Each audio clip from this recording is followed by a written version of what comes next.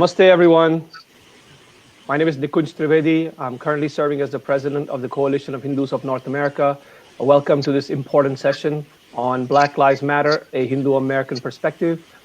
Just a quick update on what KONA is. KONA is a grassroots level advocacy movement that is looking to change the way Hindu Dharma in India are talked about in mainstream, in the media, as well as in the political circles.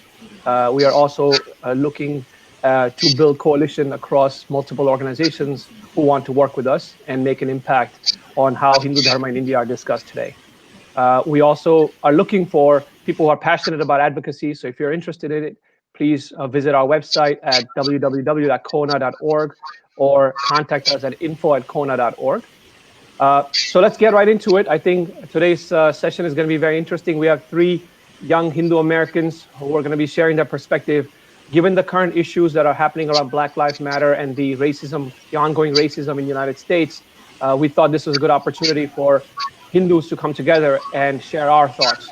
We have seen a lot of communities out there today discussing this important topic and what it means to them, what they can do, how can they be involved or engaged in this topic. So let's hear from some Hindu Americans. I'm going to do a quick round of introductions of everybody. And we'll start with ladies first. So Vindhya Vindhyadapa is a second-generation Indian-American attorney and professional musician based in Washington, D.C. She graduated from the University of Maryland, College Park with a degree in finance and marketing, and then from the University of Pennsylvania Law School. She is currently a legal counsel for HIAS, which is the world's oldest refugee settlement agency. She has demonstrated passion for foreign policy and international business and development. Vindhya has legally represented and advocated pro bono for marginalized communities handling the immigration and criminal justice systems. She's currently involved in Indian American and Hindu American community organizing, and she draws inspiration from her Vedic beliefs to make an impact as a lawyer and a musician. Asha Jyoti, also known as Anuradha Dasi, was born and raised in the Krishna consciousness movement. She's biracial of Indian and African American origins and background. Asha is also a doctor of physical therapy and certified health coach with a passion for treating orthopedic conditions. She divides her time between her career, sharing the art and culture of our Sanatan Dharma, and Bhakti Yoga with open hearts she meets along the way. And last but not least, Parth Parihar. Parth is the Director of Advocacy for Hindu Students Council and a member of the Board of Trustees. He is currently doing a PhD in the Department of Economics at Princeton University. So welcome, everybody. Good to have you here. If I may just request everyone to turn off their microphone if you're not talking. This way, we don't hear a lot of background noise. So what I want to do is perhaps all of you can share a couple of minutes of your thoughts on this particular topic. We'll start with Vindhya. Maybe just share your perspective on what's happening. What are your thoughts on this important topic? Yeah, of course. Namaste, everyone. It's so good to be here and such an honor. Thank you, Nikunj Bhai, for having me and for the folks at KONA for organizing this very timely and this very salient panel.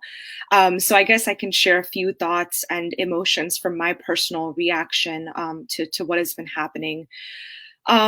Well, so I aligned myself, I guess, with the Black Lives Matter movement pretty much when it first began in our country since its inception. And I think, you know, when I saw the video of what happened to George Floyd, and even going beyond that with the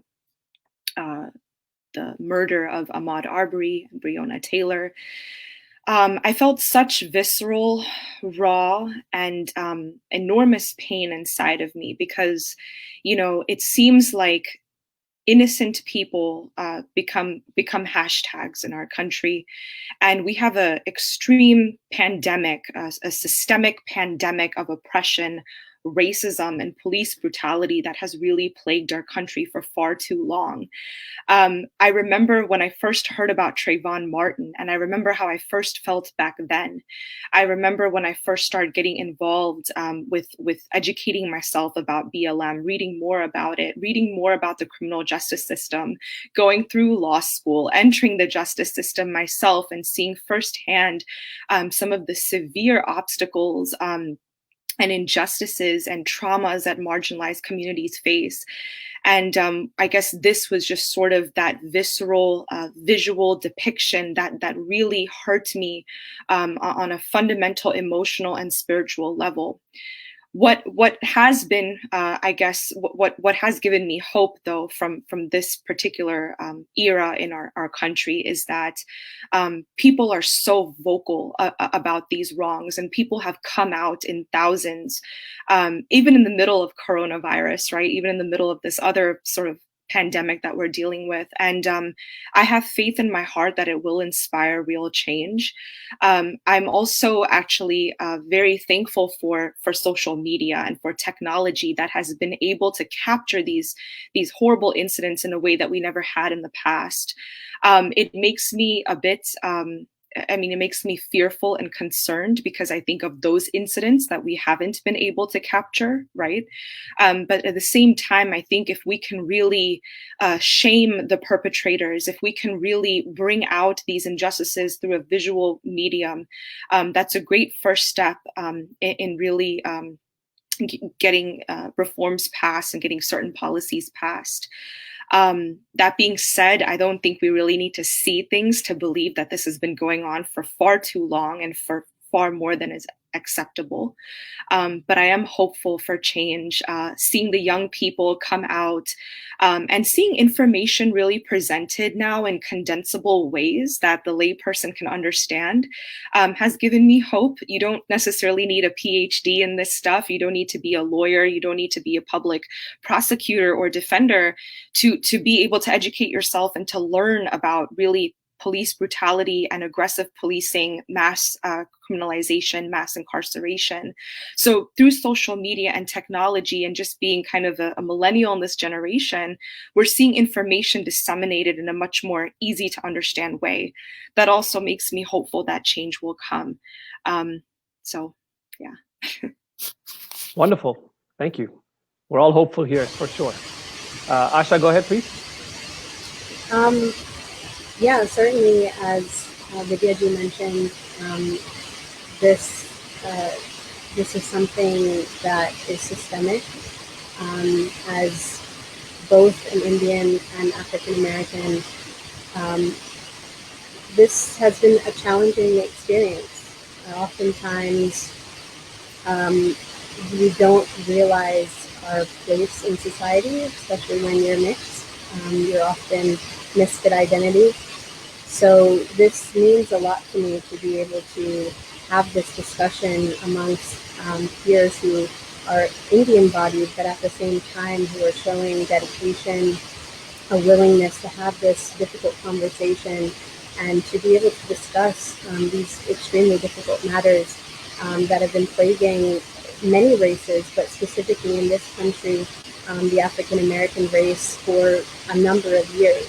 So I think it's an amazing conversation to have. It's very much needed at this time. Education and awareness is something we need to all have and aspire for.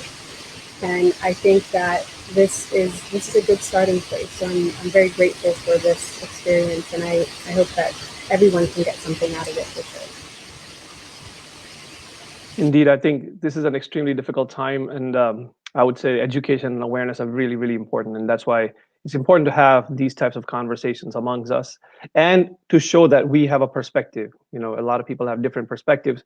This is our perspective. It may not be an expert opinion, but this is our perspective for sure. Parth, please go ahead. Sure. So once again, thank you, Nikunjbhai, for inviting me on the panel, and thank you, of course, to Ashaji and Vindhyaji also for coming on this panel and sharing their wisdom and insight with all of you. So one of the things that I really wanted to echo what Vindhyaji and Ashaji both said, which is that this is a really difficult conversation. It's difficult both because it makes us confront what's happening in society around us. And it's also difficult because I think it allows us to kind of open ourselves up and learn also, right? Because I think one of the things that I want to allow for is that we all come from different perspectives and points of view, different levels of education, different places where we learned, different perspectives growing up in this country. And I think one of the things that Ashaji, Vindhyaji, and I share is that we've grown up in this time period when we were in high school and college and you know, post-grad, like just going out into the workplace when a lot of this police violence was happening and being televised for the first time. So the amount of violence against the African-American community, specific incidents like the incident that happened in Minneapolis with George Floyd 2 weeks ago, is something that we've grown up with. And it's certainly true for the generation that's a little bit younger than me.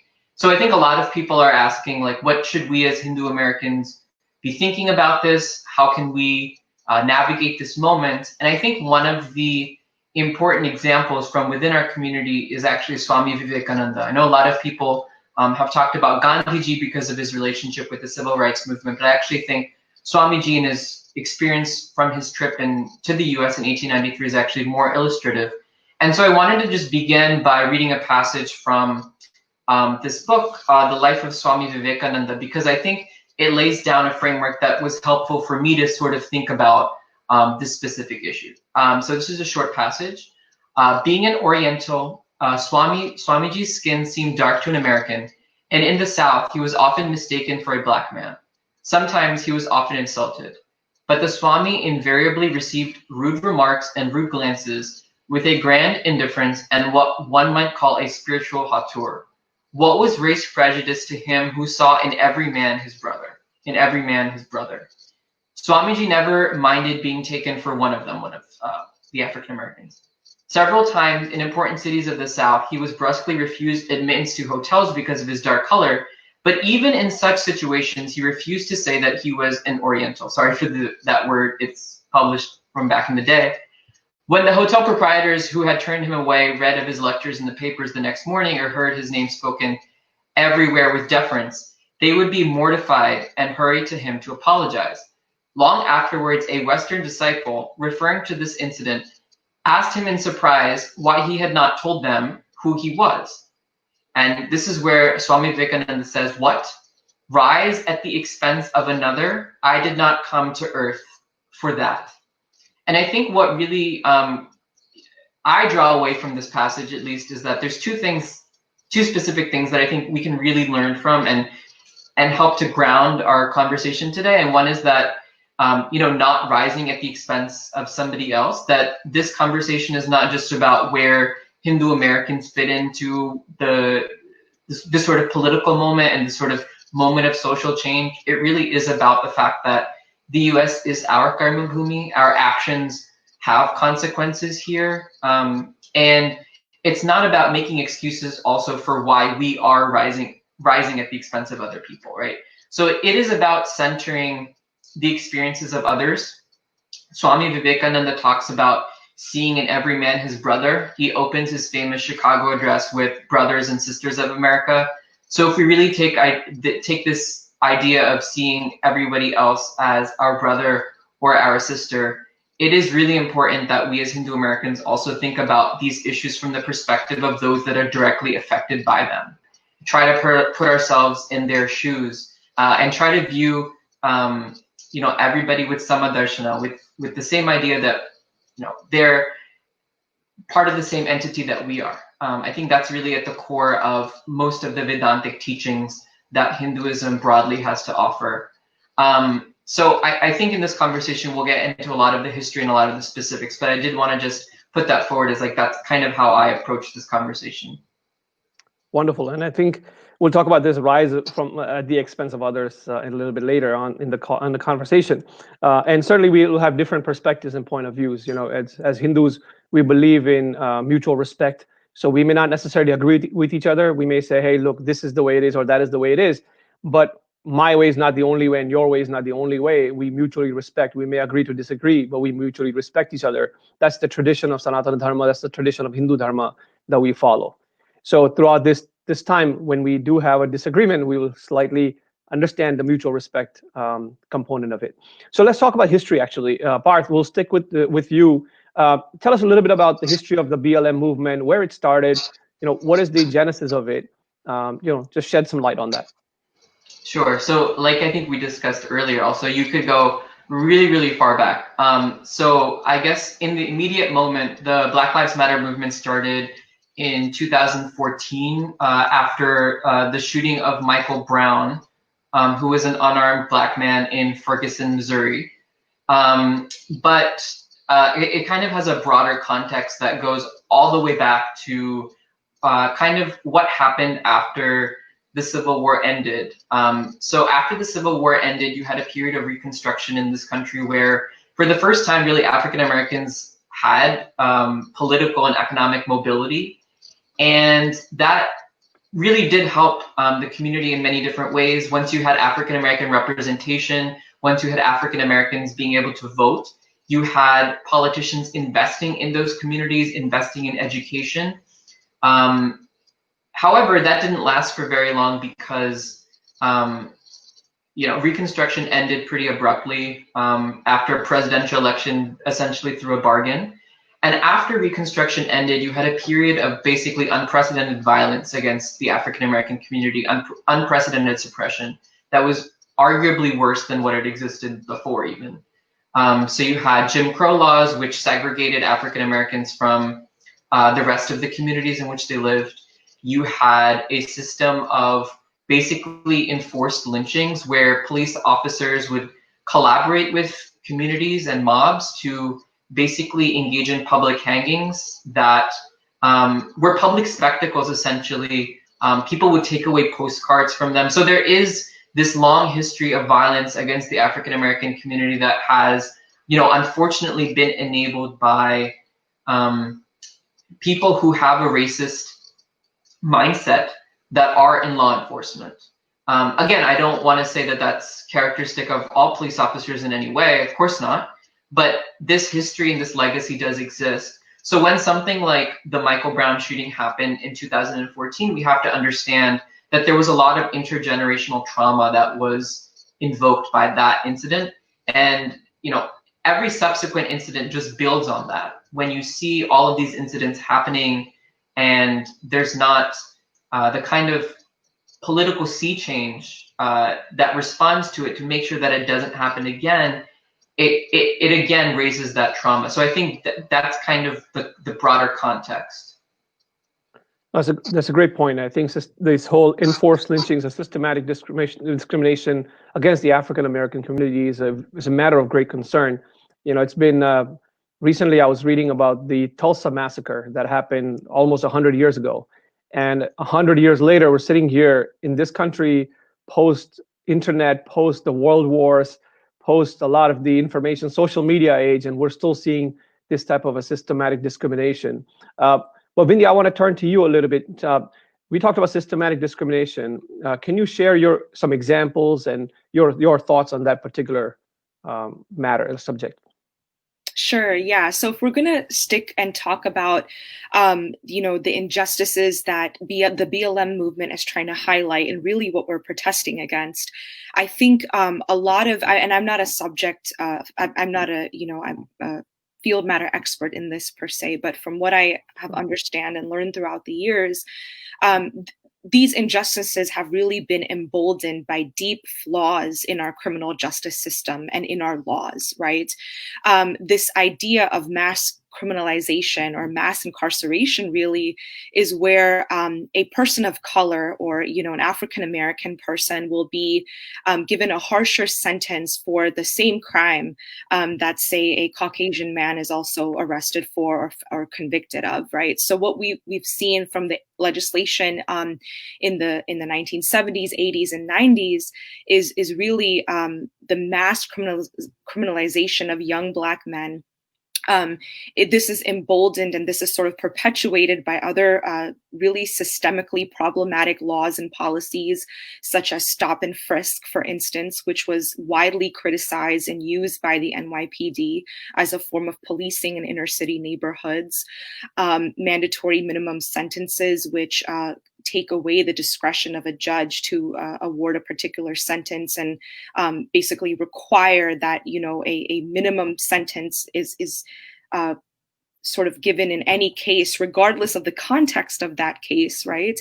And And of course, the aggressive policing itself and the fact that there's much to be done in police departments in terms of training on bias, in terms of training on actual policing and tactics. And really what all of this has done, and all of these sort of flaws in the criminal justice system and in our laws have done, is enable systematic oppression and racism to become normalized. It's been used as a tool as well against young people of color. And so I think, when we look at the history of BLM, we need to be mindful and cognizant of the fact that our deep flaws in our legislation, deep flaws in the way, we incarcerate folks and in the way we convict and try folks as well, has led to that. Of course, there's a bunch of literature written as well about the school to prison pipeline, about the fact that our prisons now are mostly privatized in this nation. Again, for me, BLM has not only exposed just the issue of aggressive police brutality and the killing of unarmed Black men by the cops, but also the actual system, the entire system of laws and policies that have really emboldened them and allowed this to occur. Wonderful. No, and we'll come back to that as we talk about the way forward. Asha, I want to turn to you. A few days ago, I recall your wonderful message on Facebook about your personal experience around the Black Lives Matter movement and why you decided to speak up about it. I wanted to get your thoughts on that. Given your family background, your dad's a cop. Wanted to understand your thoughts. How about you share your personal thoughts and experience around the Black Lives Matter movement? Yeah, absolutely. This is extremely nuanced for me. Just because, my father and also my uncle are both police officers, and it is something where I have often been critical of police and police tactics for a long time. I'm still, I'm hard on even my uncle and my father. At the same time, I know that they do their job. I know that they are very, just cops and police officers, and that they go out every day making sure that they're doing what's right. At the same time, when you're on the receiving end, or if you've ever experienced prejudice or bias or any form of racism, implicit or explicit, it can be very difficult, and especially at the hands of a police officer whose job it is to protect and serve. So I find that it is something that needs to be discussed in terms of things that Vindhya mentioned, how different police tactics, dealing with cultural competency, dealing with de-escalating crime as opposed to always being maybe trigger happy, and being trained in the harshest of conditions. I mean, many police officers, unfortunately, are trained in very stressful conditions, with very loud music, and basically they're trained to whip out the gun as soon as they can in order to defend themselves. And so for some police officers, they have the mindset that it's better to be safe than sorry. And you often may ask the question that if we have this constitutional right to bear arms, that if it ever came down to defending our families and our loved ones, wouldn't we do the same? So for me, it's a very nuanced conversation. I can see it from both angles, and I do try to see it objectively.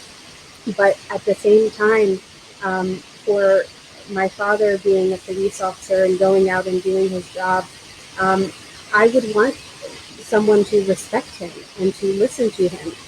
If he says get out of the car and do, put your hands up and put your hands behind your back, I would expect that. And if someone is being disrespectful, not understanding his day, then yes, absolutely, it would be something that's extremely hurtful, and God forbid something ever happens to him in the line of duty.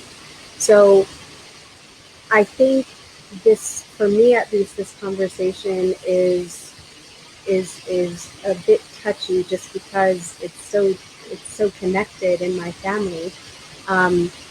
But at the same time, the awareness has to be there. Education from all ends, education about the infiltration of white supremacy within police departments, which is an unfortunate thing, but it has taken place, and it has taken place for, you know, it has taken place in the past, and it continues to kind of be a precedent that is an agenda for these kind of domestic terroristic groups. So there has to be an end. And if there's not an end, then there has to be some way that we can reconcile these things. So for me, as I said, it's a very nuanced conversation, very touchy, very personal, but at the same time, it's something that we need to understand from all aspects. We need to understand from the legality aspect. We need to understand from the police, policing aspect, and we also need to understand from the people who are experiencing this, as well as people who can be allies. So, yeah, I do really appreciate this. Thank you. No, thanks, Asha. I think that's a great point you bring out.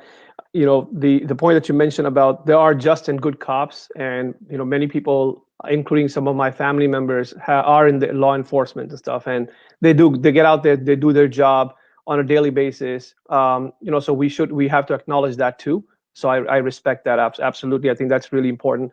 And someone I know had mentioned that I am a Hindu, I'm a cop, and I do my job every day on swearing on the Bhagavad Gita and making sure that justice is meted out in the right way. So that the dharmic approach is absolutely important. So we need to understand that there are just and good cops, and we can vilify those as well. However, as you rightly pointed out, there is that infiltration of white supremacy in the justice system, in the police officers, the police system, and things like that. And we must also take that problem head on and address that as well.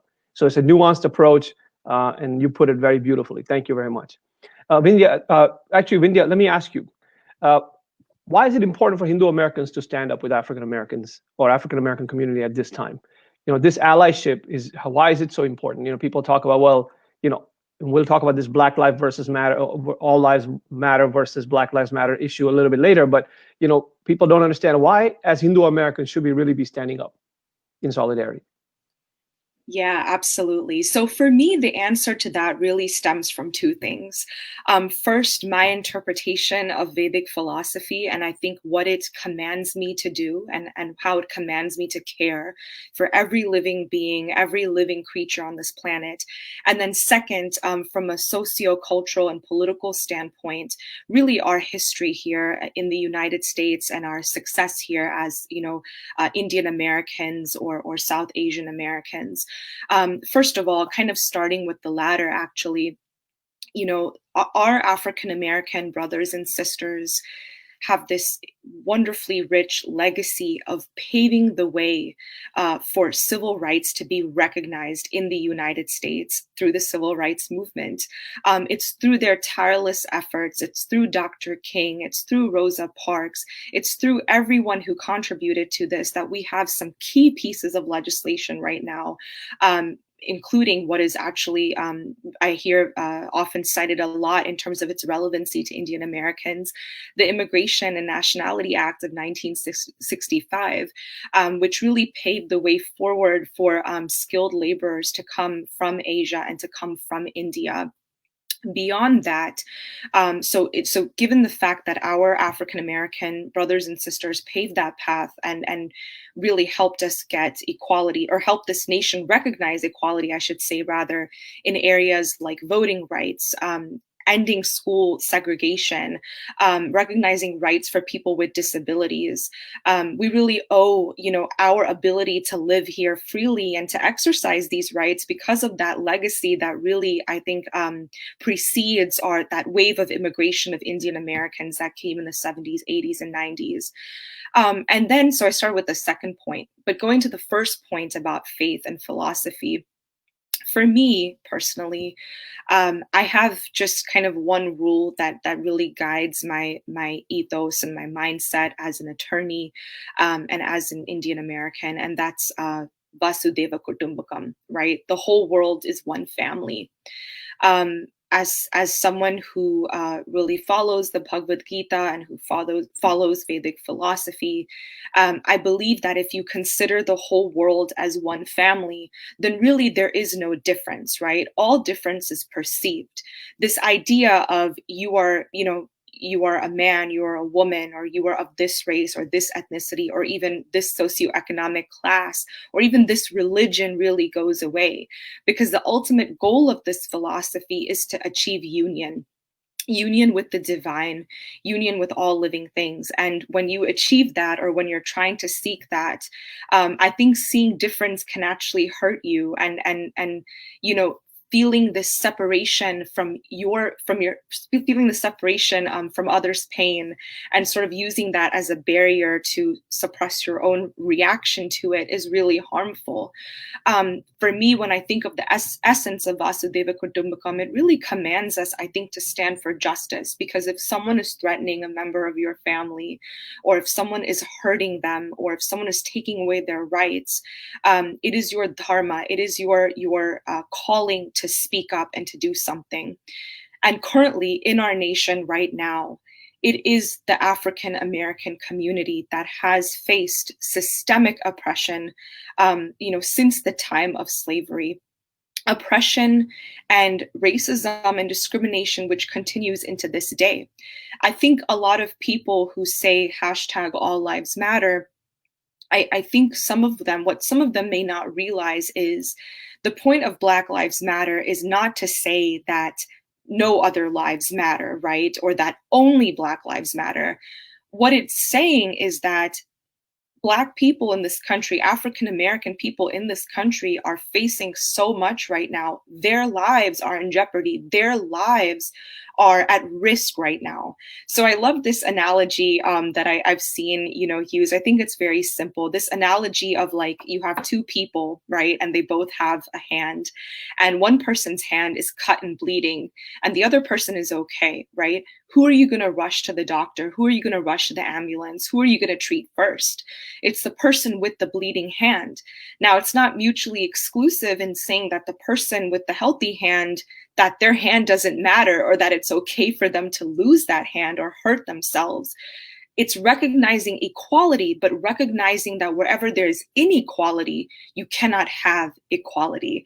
And I think it seems like a paradox at first, but once people get to the essence of that and recognize that if anyone in our kutumbakam is hurting or in pain, then we can't really be happy, right? We can't really achieve this global consciousness of unity with the divine, of union with all living things. So to me personally, I would say that our allyship with the Black community should stem from our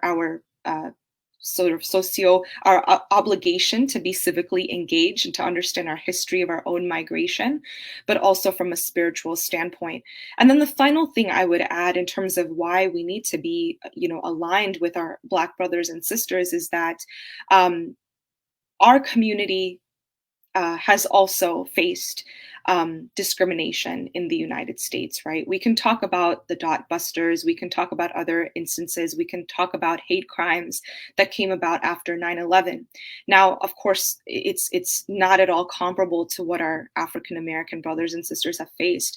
But as minorities ourselves, I think we really need to be emotionally aware and intuitive of what it's like to be a person of color in this country, what it took for us and our parents and grandparents to obtain their success, and the hard work and sacrifice it took to reach a certain level of privilege, but also sort of that shared empathy that, as people of color in this country, we face implicit and explicit prejudice in our everyday lives as well.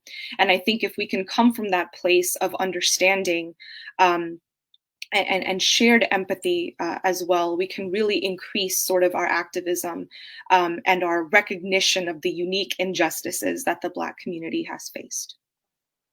Awesome. Asha, wanted to get your thoughts on this as well. Thank you, Vindhya, for that. I think this is a very important part. So Asha, maybe you can share your thoughts. Sure.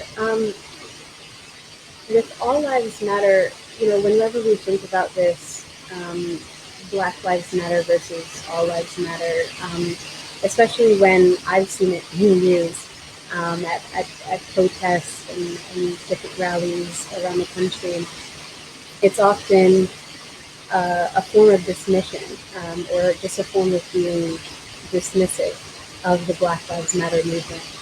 So in some regard, when we make statements like this, we have to understand our intention. And if our intention is to simply say that, if our intention is to simply say that, Black Lives Matter, is not encompassing the entire, framework of the world, and it's only focusing on Black lives, and simply, because they've had a couple wrongdoings that were in the past, racism doesn't exist anymore. We had a Black president, though he's biracial himself, he's half white. For individuals like this who may have not experienced racism to the same degree, or who may be speaking out of some form of privilege, they may feel that this is not a valid movement. It's just another agenda. It's politicized. It's more liberal. It goes against conservative values. Whatever their personal feeling is. But if we truly, at least coming from a more spiritual perspective, from, as Vindhya mentioned, the family, whether it's being jivatmas, as being spirit souls that are divinely connected with the divine, the Supreme Lord, then you can't necessarily find these differences to be that much of an ocean of difference. And when we say Black Lives Matter, it does not mean, and something, Vindhya also mentioned, that it doesn't matter that all lives don't matter. It's simply that Black lives, Black bodies, they are tired of the legal system. They are tired of the injustice which has been done. They're tired of going through this again and again. They're tired of seeing their sons, their nephews, their grandsons being killed mercilessly. They are tired of being inadequately put in prison for small crimes. They are tired of what has been done in such a progressive country that is considered one of the best countries, and everyone wants to come here for the American dream. But these individuals feel that they are not experiencing the American dream. And other individuals feel that way too, not just African Americans, Latinos, and even other races. So I personally feel that when we say, as a response to Black Lives Matter, that all lives matter, absolutely, that's very true. However, it's as if you say to someone whose parent or whose grandparent just died, oh, well, they were old and my grandparents died too. You have to be able to offer space to this person and allow them to feel in that space, allow them to vent, and to be able to just experience those emotions of frustration or sadness in that moment, rather than simply just putting it aside and saying, oh, well, all lives matter. Absolutely, and I think both you and Vindhya have put it in a very good perspective. Somebody had mentioned to me, like, let's think about it this way. I love dosas, so I'm sitting there and I'm eating dosas, and somebody over there is saying, I'm hungry, and I'm eating dosas, and I'm saying, well, everyone's hungry. Everyone's stomach is hungry. But that person not having the dosa, I'm having the dosa, and the person has never had a chance to have a dosa. So it's a silly example, but it kind of illustrates. It was funny because when somebody gave me this example, I was laughing, but it kind of triggered something in my head saying, this is how people may feel. That they're not getting the right opportunities while other people may be getting the opportunities. That does not mean that all lives don't matter. Absolutely. So Parth, I want to come to you actually. we also hear from many people saying, look, haven't other Indian Americans or Hindu Americans faced systemic discrimination too? Why is it different? Why is this African American community, Black Lives Matter movement different than what we have faced? People talk about Suresh Patel ji, who had been, assaulted by a cop. He got paralyzed in Alabama 6 years ago, and the cop walked away. So how is it different? What are your thoughts on both of those? Yeah, I think that's a really good question. And what I would say is that there are spillover effects.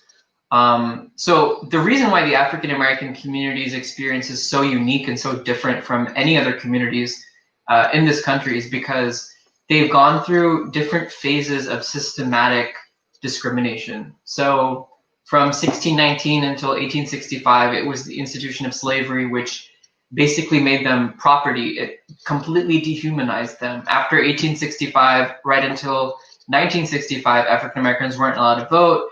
Until 1954, they were completely segregated. And you still have a lot of segregation that happens, legally in this country, just naturally. So I think we have to understand that Indian Americans, we came to this country after 1965, like Vindhya ji was mentioning, with the passage of the Immigration and Nationality Act in 1965, which was only possible because of the civil rights movement. And it was only because of the sacrifices that were made by the African American community fighting for racial justice that it could even be possible for people who are darker skinned like ourselves to be able to move into this country. So I think we do owe that debt there. Now, as far as the specific example of the grandfather from Gujarat who was visiting his family in Alabama, I think, that type of thing, it's a specific incident. Something like that, I think, is instructive for us to think about like how a community would feel if that happened within that community over and over and over and over again. So I know we're mentioning this one example that happened, and the cop was let off also, right? That happened last month. Think about the trauma that would happen if not only did your community face this type of systematic historical discrimination across centuries, but then also those types of incidents, like what happened to Mr. Patel, happened to your community over and over and over again. And the result of that for Mr. Patel was not that he died, I don't believe, but in the case of a lot of these police shootings on African American men and also women, in the case of Breonna Taylor and Sandra Bland and some others, the result is often death. So I think the context of Mr. Patel's incident is something that I think we should learn from in terms of contextualizing what the African American community is going through, because it is just one kernel of the experience that they've faced, across a longer period of time. Absolutely, I think that's a very important point. Now, let me turn a little bit. Maybe Vindhya, you may have experienced or some examples of like solidarity between African American and Indian American community, or Indian community actually pre or post independence. So we talked about Martin Luther King Jr. being kind of the mentor or the inspirer for, or rather Gandhiji being the inspirer for Martin Luther King in the civil rights movement. But there have been other, I would say, instances where Webb Du Bois, Paul Robeson, Howard Thurman, etc., were interacting with Indian counterparts like Lala Lajpat Rai and some others. And in fact, Howard Thurman went to India and met with Gandhiji in 1936. And upon meeting him, he said, it may be through African Americans that the unadulterated message of nonviolence will be delivered to the world. So can you share your thoughts? What are your thoughts on this kind of solidarity that has been happening, that's been going on between the African American community and the Indian community pre and post independence?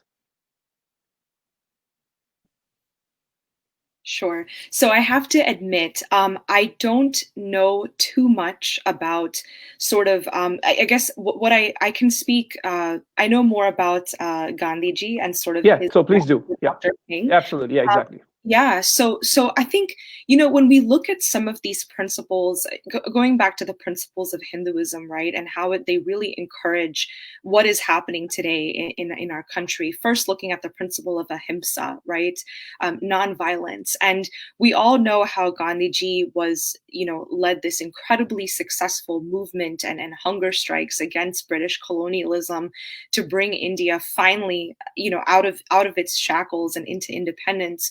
And it is really that form of protest that I truly believe in that can spark enormous change. And if you contextualize to what Dr. King did here, right, and what is happening right now, I know that at times, and I think this really depends on the sort of the different media that you view, or different articles that you will read, and I think selective media coverage and media bias, but overwhelmingly, right, our protests in this country after George Floyd's horrible murder have been overwhelmingly peaceful, right? If we put aside some of those few instances of rioting or other looting or whatever, overwhelmingly, it's been positive, it's been peaceful, and people have really used this as a tool, as a civic tool to spark change, to spark dialogue, to spark discussion, to spark reform. And I think quintessentially, if you look at Hinduism and the Hindu ethos and what Gandhiji and Dr. King preached, it's really born out of ahimsa for me, this idea that you can confront your enemies and you can confront a really terrible ideology, and you can sort of liberate people from oppression just through nonviolence itself and just through making your voice heard in that way. And so that's, that I think I really look to that as inspiration. I also think about that very unfortunate incident that Gandhiji faced when he was in South Africa and he was booted out of the whites only compartment in the train, right?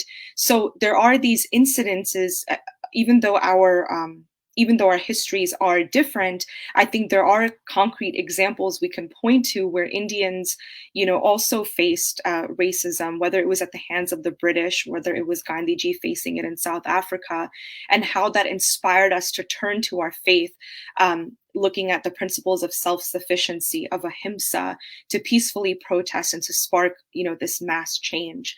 I do want to add actually one point as well to the previous question. I think Parth, you put it so well about, what has happened recently with this man as sort of like a one example or a few examples, and the African American community dealing with those one or few examples every day, right, for like decades and centuries.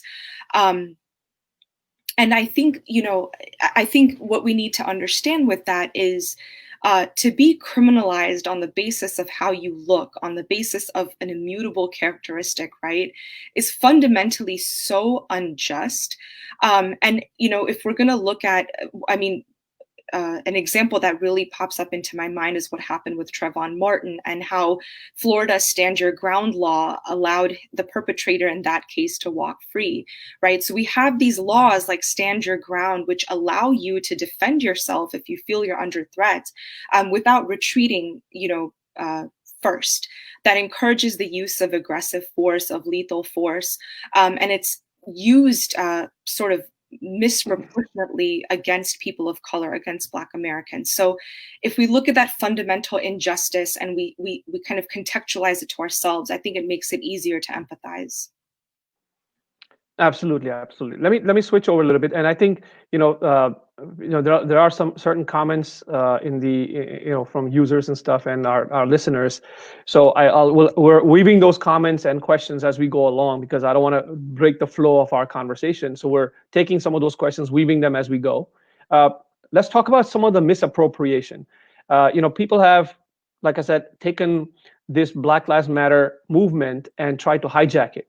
And there are multiple ways of that being hijacked. So the first one is a lot of property damage and violence and things like that from certain antisocial elements, where that piece actually hijacks what Black Lives Matter movement really stands for. So Asha, I wanted to get your thoughts on that. What are your thoughts on that kind of hijacking? Yeah, it's unfortunate. that there are individuals who are opportunists who already don't like the police. They don't like the government. They may not people of color. So this is really an opportunity for them to lash out, so to speak, against these, structural forces. Something that I was discussing with my father was not just about the infiltration of white supremacy within the police force, but also about these protesters and how many who support Black Lives Matter, they want peaceful protests. That is what they stand for. That's their agenda. That's the whole purpose of Black Lives Matter, is to simply have a peaceful opportunity similar to that of Dr. King. However, with other individuals who may have a more violent agenda, they seem to just be taking this a whole step further, and unfortunately those peaceful protesters are now pinned. It's sort of a catch-22. It's the whole point of the Black Lives Matter was because they were standing up against the injustice and systemic racism and trying to say, yes, we have a voice too, we are here to stay. And yet a lot of them are not the ones doing the vandalism, the looting, and the rioting. And they unfortunately are now getting pinned for a lot of that. So it's almost it's saddening to see and disheartening. But at the same time, we do see that there is change that has taken place with protests that have happened before. Protests in the past have led to body cams being placed on police officers. And I'm sure with the protests now, despite those who have those wayward and outlandish processes with looting and destroying businesses and so on and so forth, they not only will have their karmic day, but at the same time, there will be something good that comes of this. What to speak of the accountability of these police officers, there will be something more. There will be more discussions happening like this. There will be more that will be coming to the table and doing interfaith and also intersectional and interracial discussions in order to somehow reconcile and to stand with our brothers and sisters across the aisle. Awesome. In fact, actually, a related question to Parth. Actually, we were talking about misappropriation. You saw the vandalism act that happened with Gandhiji, the statue of Gandhiji in Washington, D.C., and some groups have been celebrating that, unfortunately, as well. And there have been groups that have been kind of in the South Asian community using the Black Lives Matter movement to hijack and that core message, not keeping it at BLM, but then taking it and talking about issues of casteism, colorism, or anti-Blackness in South Asian community, things like that. What are your thoughts on that? How do you feel? And then maybe we switch over to Vindhya. Sure, absolutely. So as I was mentioning earlier about the history of the African American community and how particular it is to the context of the history of this country, where you had slavery for 300 years, then you had enforced legalized discrimination through Black codes, through Jim Crow, through the inability of Black people to vote to elect officials to office who would represent their interests. So that's a very particular history. And what you've seen over the last 2 weeks, while this Black Lives Matter movement has gained traction, while the struggle for African American equality and justice for the African American community has gained traction in the US, is that a lot of South Asian groups have tried to appropriate that message under the banner of supposed allyship to actually push their own agendas. So just two really quick examples. One is Stand With Kashmir, which has been using this type of police violence that we've seen against the African American community to push the agenda that the Indian Army and the Indian police in Jammu and Kashmir is using violence against Christian community protesters, etc., and just regular Christian community people. And then you've also seen equality labs doing a similar thing, where they're suggesting that the systemic racism that exists in the United States against the African American community is very similar to the caste structures that exist in India. And while obviously casteism does exist in India, and as Hindu Americans, the big thing that I think we need to contribute to that discussion is that casteism does not exist on the basis of a theological construct, because once you separate that, it becomes much easier for people to actually see why casteism needs to be eliminated. One of the things that I think is really, really harmful in this moment is for these South Asian groups to be under the banner of some type of token allyship, jumping on and hijacking the narrative, which really needs to center African American and Black lives right now, and not make these loose conflations with India, mapping on the African American history, the history of the United States onto India.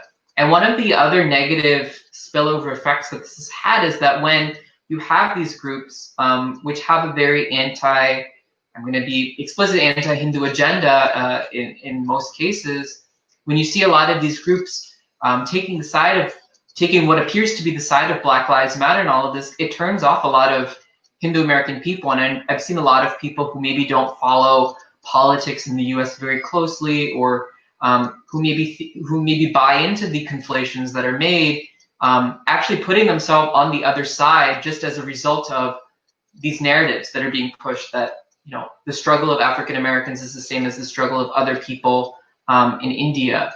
And I think as Hindu Americans, one of the things that we really need to be mindful of is that we don't get caught up in speaking over, opposing the African American struggle right now, because we'll actually be proving those guys to be correct, which I think would be the most dangerous thing for our community. So I think it's very important that we highlight the hypocrisy that's happening, and highlight that at this time it's really important to be centering the Black Lives Matter movement and to be centering the African American concerns very specifically.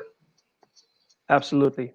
Vindhya, I wanted to kind of get your thoughts on this particular point as well. I think we've had a lot of discussion around this, and the the frustration that we as young Hindu Americans face. Because a lot of times our elder people, our uncles and aunties, may confuse this issue or conflate the issue, and they may be siding with the other side, thinking that these people are a bunch of crazy liberals or something like that, and really not understanding the movement, the BLM movement, and thinking, oh, we don't want to side with crazy liberals because of the voices that have been hijacking the true essence of the Black Lives Matter movement. So your thoughts on that? Yeah, absolutely. Can you all hear me? Yes. Unmuted. Okay, great. So I admit I'm very fortunate to have parents who are also fully aligned with BLM, and when I guess first when news of Ahmaud Arbery broke out, my whole family was extremely sad, and then it just seemed like our country and our collective pain, our human pain, just got tested more and more as more injustices came, finally culminating in what happened with George Floyd. And the thing is that as an attorney, as well as someone who has a very strong career interest in international development, foreign policy, having worked with a refugee resettlement agency now, what I can really say is this: every community suffering on this planet and every people's suffering is marked by definitely shared emotions, but by extremely unique nuances and differences in geopolitics and in history, right? I think it is very disrespectful when one community is bleeding and is in a lot of visceral and emotional and systemic pain to jump to the gun and to kind of get triggered and say, yeah, I completely understand you. My people have been through the same thing. It's the same thing. It's never the same thing. nothing is ever the same thing. You know, I think there can definitely be parallels that are drawn. And to the extent that the BLM movement does spark dialogue, not just here, but abroad on issues of police brutality in general, or colorism or casteism, I think that's wonderful. And I think it can be used as sort of that maybe segue that leads to, that encourages maybe another movement somewhere else. But to co-opt it and to use this one and to sort of piggyback off of it and say, you know, we're going to use hashtag BLM to highlight everything else happening everywhere, I think that that gets you into some very dangerous and sticky waters. And I think it also, in a sense, I find it disrespectful, because we are really choosing then to look over the, as Parth noted, the unique 400-year-old history of Black people in this country, starting with slavery, and even before that with the transatlantic slave trade, right? So there is a unique history here. There is a unique suffering. I understand that members of, you know, that there are certain people in my parents' generation and our grandparents' generation who feel a bit perhaps party homeless at the moment because of Hindu-phobic rhetoric, Hindu-phobic coverage that we have been seeing coming out of certain liberal groups or certain democratic groups. I understand this because I'm a registered Democrat myself, and at times it can be quite hurtful and confusing to see politicians that you look up to say certain disparaging things about our faith or our community. But what I would say to these to these aunties and uncles is, please focus on the message, right? At the moment, there are so many groups out there that are not politically affiliated, that are doing great work for the Black community, that are doing work to address police accountability. There are NGOs out there that have been working on the front lines, you know, for decades. We can support them. We can embolden them. We can be there objectively as human beings, as Hindu Americans, without having to make this a political issue or a partisan issue, and without us having to say to a Black person, hey, I know exactly what you're going through, because the truth is we don't. And this is kind of the mindset I employ in my life as well. I think every community deserves its own attention. And again, it's a sticky line, right? I understand that. And then I also understand the need to have dialogue on greater issues. But really, when I see BLM, I see it as a way for us to be there for the African American community here, and the egregious injustices they have faced at the hands of police. One thing I will add, though, which I do find kind of cool and interesting, and perhaps this gets us into a bit of a gray area, is the BLM movement now in the States has actually gone global, and it's great. I mean, there are, you know, you see protests in Colombia against the killing of unarmed, you know, Afro-Colombian individuals. There are protests happening in Europe. You know, racism, and specifically anti-Blackness and anti-Black prejudice, I think is a global pandemic. On some level, I do think it was inevitable that this movement would eventually reach a global dimension. But for me, I think we still need to stay on message. The issue here is about Black lives and about the systemic oppression they have faced here and all over the world. If we want to then choose it to draw parallels to another issue, or to have it open a door into another movement or another hashtag or viral protest, we need to do it in a nuanced way. And we need to make sure we're doing it in a way that doesn't co-opt this movement, but that rather derives inspiration from it, perhaps to highlight other injustices in the world. And so I would just say to the aunties and uncles that it's okay to feel party homeless. It's okay at times to feel like you don't want to align with a particular political party, but let's align with the community, and let's align with NGOs and groups that are working for them, regardless of political or partisanship. Indeed. And what I want to stick with that. I know this is a very important topic, so I want to have another question for you. You know, we're talking about like how certain organizations out there are co-opting this movement or hijacking, but there's also an accusation. They accuse sort of these upper caste Hindus, right? They're considered like they accuse us saying you are upper-caste Hindus. You're hypocritical because you're privileged, you're wealthy and educated. What do you know? And you can't possibly be allies of the Black community because if you're not actively confronting and addressing the social structures of discrimination that exist back in India and stuff like that. So I wanted to get your thoughts on that. Yeah, absolutely. So I think my very personal response to this would be that I come from a Hindu American perspective. I cannot take upon myself, I guess, I cannot profess to be, an expert by any means, or a field expert or scholar of the entire doctrine of Hinduism, nor a historian, nor fully understand how certain oppressive and terrible structures of caste have been practiced in the Indian subcontinent to subjugate and oppress. But I can tell you what I believe in. And I think a lot of these folks who make these criticisms don't quite understand our hyphenated identity, which is Hindu American. I'm very fortunate that my introduction to Hinduism was not through arcane rituals or practices or customs that I didn't understand, but it was through the Bhagavad Gita. I started reading the Gita when I was around 15 or 16 years old. And after that, I got more curious, and that led to sort of this ocean and this journey of discovery and reading, parts of the Vedas, Upanishads, etc. I can tell you what it feels like to be a second generation Indian American and watch your history professor or your history teacher, in high school, cover Hinduism in an extremely stereotypical, caricaturized manner.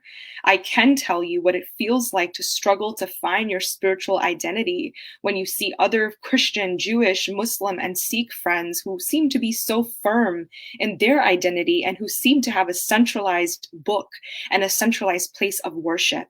I can speak to that. And so because of my unique experience, which is the Hindu American tapestry, the Hindu American identity, I really fell in love with the philosophy of Hinduism, with Vedic philosophy. I'm fortunate also that my whole family comprises of scientists. And so for me, Dharma and Vedic philosophy is really a science. I'm an attorney. I use a logical mind. Does it make sense to me? What do I feel about karma, about reincarnation, about this world? It's those philosophies, and it's through that lens that I have really chosen to see this faith and practice this faith. And of course, as I outlined earlier, this idea of Vasudeva Kutumbakam and recognizing the divinity in everyone. That being said, I have recently started to understand that there are a lot of folks who certainly have been exposed to or have learned a completely different version of Hinduism than I have learned.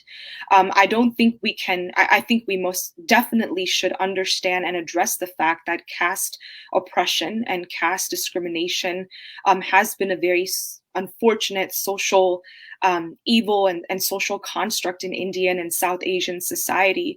But I think the way I try to come at it from is I'm ready to talk and have a dialogue and understand that context. But at the same time, I interpret Hinduism from my own unique experience of being able to and being privileged enough to experience it philosophically as an American growing up here, rather than as someone who was forced into customs or forced into worship. I would also argue that, interfaith alliances are very common in the world and in the United States. I don't think one person should ever be liable to, explain away all of the ills and all of the evils committed by, fringe members of that faith group or extremists in that faith group. That wouldn't be fair, right, to the peaceful followers of this religion and to the peaceful doctrine and ethos of this religion itself. So I would argue that while I think it's very fruitful and important to understand how casteism and colorism does affect some people's experiences with the Hindu faith, I think it's equally valid to bring our perspective as well as Americans, as immigrants, as children of immigrants trying to find our identity, and really try to understand these dialogues together so that we can dispel notions and ultimately build our communities. It is these differences that divide us, you know, and this will prevent us, I think, from growing as a collective community. No, absolutely. And I think you make a good point. I would say that caste-based discrimination is rampant in multiple communities. It's not just a Hindu problem, it's an Indian society problem. And the Hindu tradition does talk about it in terms of how to get, how to move beyond it, how to address it directly. And, this is obviously a longer discussion for some other day. But I want to start coming back to this point about how do we move forward. So Asha, I wanted to come back to you and talk about okay, how do we sort of, protesters have been successful in getting body cams on police officers. What other measures are needed for police officers to avoid violence and being held accountable for, what happens? Can you maybe share some thoughts on that front? Absolutely. Can you guys hear me well enough? Yeah. Okay. So one of the things, several programs, several police academy programs are a year. However, I guess due to the demand of police, that many graduates graduate in 6 months. So I do feel that there needs to be a longer program, especially when it is a life or death situation. It's similar to even, my study as a physical therapist. It was 3 years worth. And granted, I'm not necessarily dealing with life or death situations, but at the same time, if a patient falls, then I would be liable. So in the same respect, a police officer should have enough education behind them that when it is in a life or death situation, that they can choose life rather than, and especially a citizen's life or life, rather than the easy choice, which for them may or may not be easy to pull the trigger. The other aspect is cultural competency. It's something that we all should understand and learn.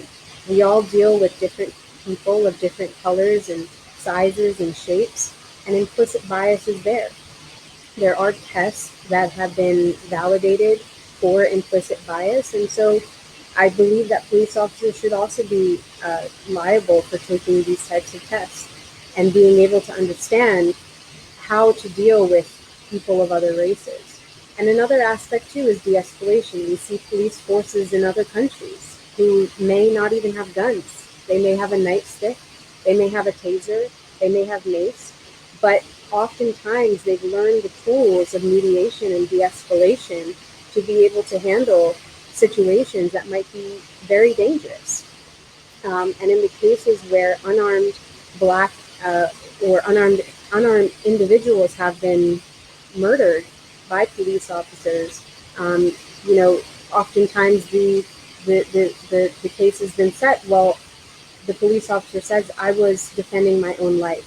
I was fighting for my life. And very few police officers are convicted. Within the last year, we've probably had maybe 4 or 5 convictions. Now more with this incident of George Floyd. So for this, we need to have stronger laws. And so, Vindhya, you can speak more on that. But in terms of education for police officers, there has to be more accountability, much more accountability beyond body cams. So it will take cultural competency. It takes training and empathy, which at times it cannot be taught. It's something that has to be learned. And again, as I mentioned before, not all police officers are bad. Whenever my father has dealt with a situation, I have seen him cry. And my father is a very strong person. But when it has come to being a child or being someone who he has spoken to in the past, it does really touch him deeply, because this is a person's life that has been taken, and his oath of his job is to protect and serve these lives of this community. So it's not that all police officers are just jerks and that they're out to get people. However, there is a certain network of individuals who are doing that, and there are a certain network of individuals who are not prepared for these, are not sufficiently prepared for these situations. So we need to have more training and more education for police officers, absolutely. Now, what it will take to get that, I really don't know. But I think that the conversation needs to start, and that we need to start really pushing officers to become accountable for their actions. And with the advent of social media and the advent of smartphones and the ability to record these events, I mean, we see that officers are being held accountable. And certain officers, too, may have a different viewing or have a different perspective of the events. But the moment that a smartphone or someone has recorded the event and it's all over the media, then you may see a skewed perception, or you may see the reality. But the point is that these officers have the opportunity to be held accountable, which is a wonderful thing, for the injustices that they do commit. So we definitely need to have more education and more training in soft skills, or in empathy, in cultural competency, in de-escalation and mediation for police officers. Awesome. Let me ask you another question. This is a question that comes up about defunding the police. You know, what are your thoughts on this whole concept of defunding the police? There's a lot of misconceptions about what that really means. Is it really disbanding the police force, or is it like using the program in a certain way? What are your thoughts, Asha, on that? To be honest, I don't really know much about it. I haven't heard much from my father about it. Do I think that we should just ban police officers? No. I think that they have a job to do. But at the same time, I do feel that we just, as I mentioned before, we just need to have stronger education that backs these officers so that they are well prepared to handle situations like this. I mean, there has been another situation, and even in the past, in the 60s, this is a very common thing for police officers to put their knee on a person's neck in order to subdue them. So this has happened way back in the 60s, and it's even obviously employed today.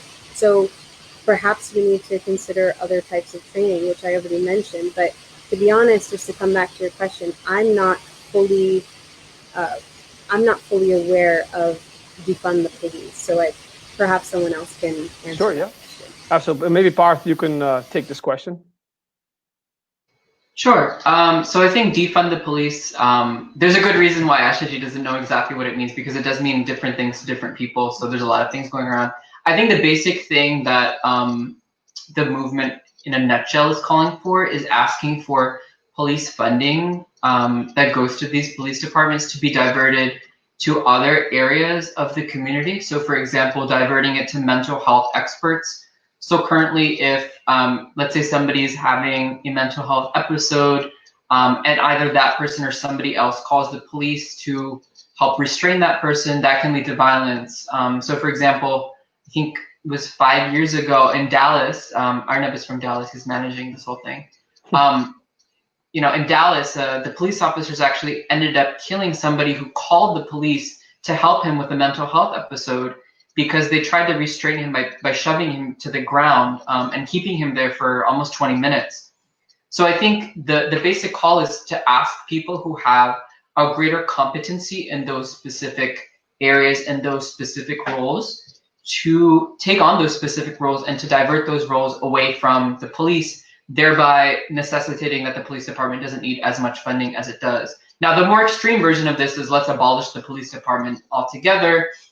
And we saw that actually in Minneapolis itself, where the mayor, Jacob Frey, was confronted, or he was at a Black Lives Matter rally, I think, where the slogan was defund the police, and he was asked, would you abolish the police department? And he said, no, I wouldn't do that.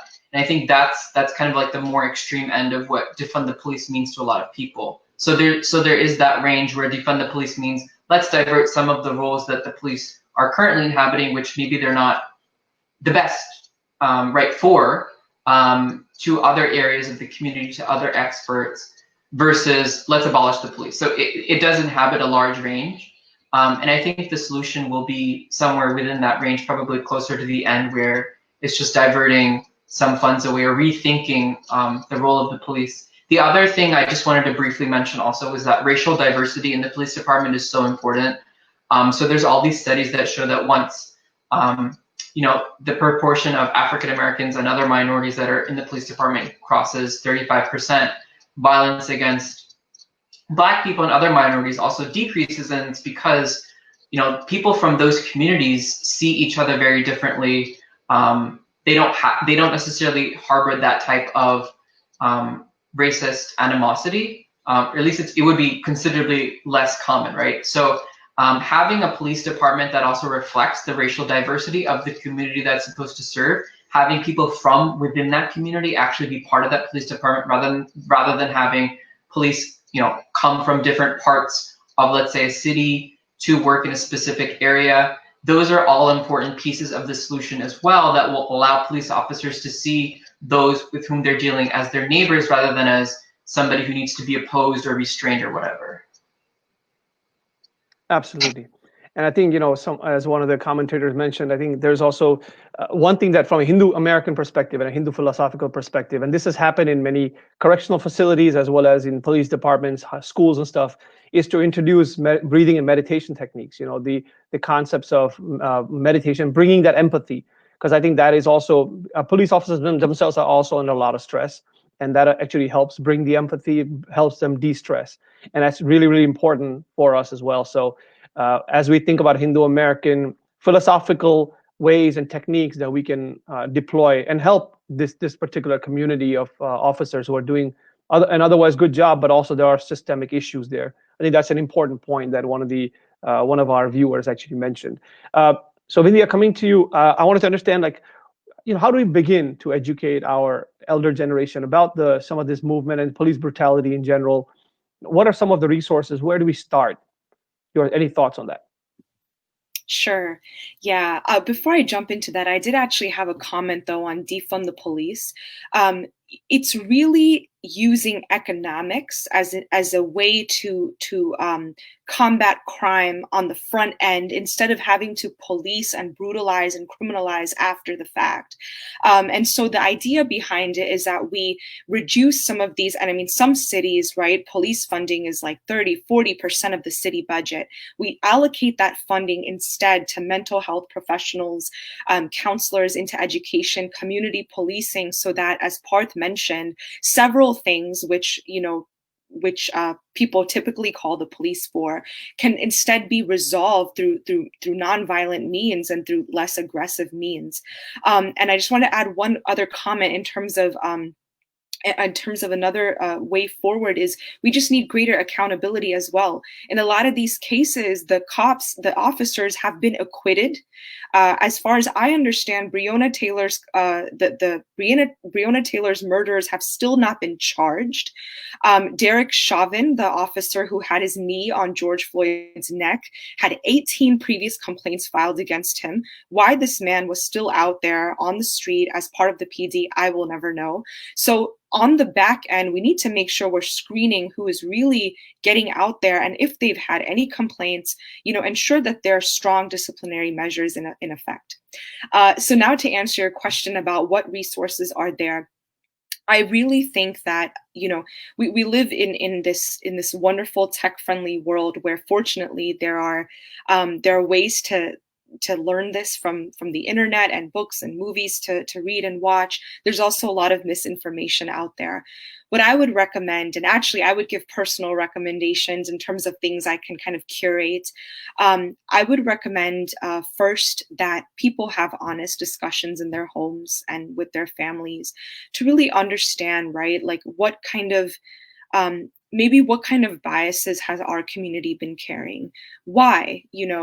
As a community that has faced to some degree, racism ourselves, is there sort of an unhealed wound that we carry, or perhaps is there some sort of myth that we've relied on that has pitched us on the other side? So I think self-introspection is very important.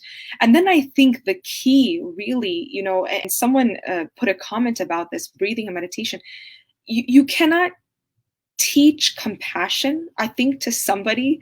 It comes through heightened consciousness.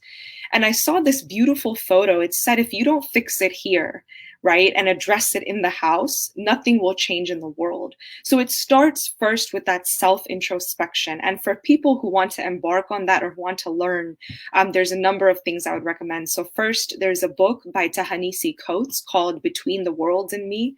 It is searing, haunting, gripping, beautiful, beautiful prose. And it is about specifically, I think, the African-American male experience. It changed my life.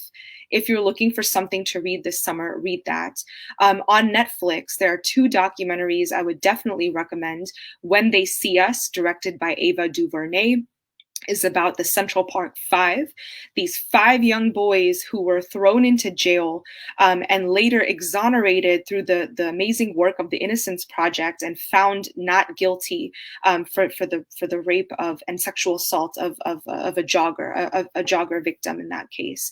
I think When They See Us does a wonderful job of showing the tremendous institutional racism that is pervasive in our criminal justice system. And I think it's very salient to what is happening today.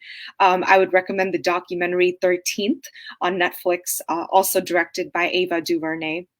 If you can tell, I like her. But 13th is a reference to the 13th Amendment, which, as everyone knows, abolishes slavery, yet includes an exception for punishment and crime. And the documentary does a great job of exploring how that loophole has resulted in mass incarceration, fueled, of course, by the war on drugs during Reagan's time, by the 1994 crime bill during President Bill Clinton's time. So if you're looking for sort of a historical portrayal of mass incarceration, I would recommend that. And there's so many more. But these are my 3 favorite. And I think the reason also I recommend books and movies first as a way is because I think visual portrayal, right, entertainment, or reading and understanding an individual story can really help you empathize.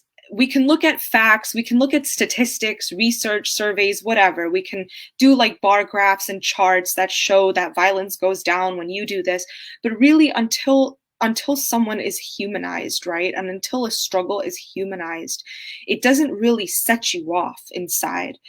So I would recommend these for folks to at least get started on. Awesome. Asha, any recommendations from you? Mine are, I guess, a little bit more graphic. There is one, it's on Amazon Prime. Well, first, there are a few stories on Amazon Prime that have been made free, like Selma, for example. There's one also about the Central Park Five, and it actually interviews all of them, and it's called the Central Park Five. One is regarding Emmett Till's story, and if I just could share very quickly about his story. This is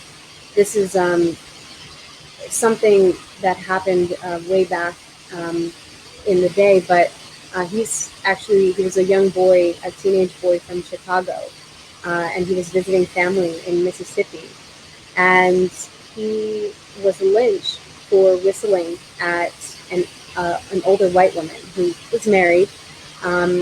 This woman she actually lied on the stand, and she said that this young boy had made some advances towards her, but later on had redacted that statement and said that this was actually not true. But her husband and his friend came and did some really horrible, horrible things to this young boy. I don't want to get into details, and in the movie, the documentary with an interview of his mother and family, you do see graphic pictures in there. So it was very real. And as Vindhya mentioned, it does humanize the situation to see the material body decimated in such a way. But I think if the whole goal of certain terroristic groups, including very radical racist groups, is to instill fear, then sometimes fear just needs to be employed for the right reason, in order for people to really understand the injustice and to understand the reality of some people's lives. And so the mother made the decision to have the viewing showing her son's body. And so all of the community got to see what had been done. And so just this year in February, it was introduced called the Emmett Till Anti-Lynching Bill. It's already been passed by Congress, but it has yet to be passed on to the Senate and then approved by the president. So to think that something that happened so long ago is we still don't have the laws in place to be able to protect citizens. Granted, lynching seems to be a thing of the past, but to think that we don't have the laws in place to put that into effect, it's kind of scary. So that hopefully will be passed. What was the name of the documentary? I think it was just like the untold history of Emmett Till. Actually, on Amazon Prime, they have a list of the movies right at the top of their page. So all of those movies are available for free. Got it. Awesome. So, we're at an hour and a half now. And so we've been going at this for a while. I think this is a very amazing discussion. Lots of good points have come out. We can go on for another few hours. And there's a lot of discussion amongst the viewers and comments and things like that. So I think there's a lot of engagement. There's a lot of interest in this topic. What I want to end with, since we're running out of time, is just a couple of things. That this is a very important matter. And as we have seen from all the panelists, how passionate they are. They may not be, I would say, professors or things like that, but they have personal experiences, personal stories to share. And that's really the Hindu-American story. Some people had mentioned that why don't you bring in like high-level experts to talk about this topic? I as Vindhya mentioned and as Asha mentioned, it's also important to humanize it and also share personal experiences. Not everything's got to be academic. We got to talk about our personal experience, what we feel as individuals, because ultimately that's how we connect with people. We'll connect together, not as experts only, but as human beings. So from a Hindu philosophical perspective, there are three things that I wanted to kind of just put out there. The first one is the concept of samadarshana, looking at everybody with the same eyes or the same vision. The second one is Vasudhaiva Kutumbakam, as Vindhya and Ashaji and everybody else mentioned. The idea is that the family, we are as a global world, the entire world is one family, right? And the third one is from the Ishavasya Upanishad, Ishavasyam idam sarvam, right? We see Ishvara or Isha in every single being out there, everywhere, all around. So from a Hindu philosophical perspective, we should be supporting this particular movement, but also trying to fight for injustice everywhere, right? And as we talked about, yes, all lives matter, but at this time, this is an important movement that we have to think about and we have to engage with, because this is here, it's hitting us, and the history that we have seen, how the African-American struggle resulted in us coming here. One of my good friends, he's African-American, he goes, one time we were talking about this, and he said that, did your ancestors, were your ancestors brought in as slaves? I said, no. Were your ancestors sold as slaves? I said, no. Did you think about 400 years ago, you were going to be shipped off somewhere and never to see your family, never to see where you come from, and all of a sudden you are now used as cheap labor, your wife is being abused, all this stuff? Have you experienced that? And the answer to all those questions is no. So we cannot just say, hey, I get you, because we don't get that. So it's very important for us to respect that.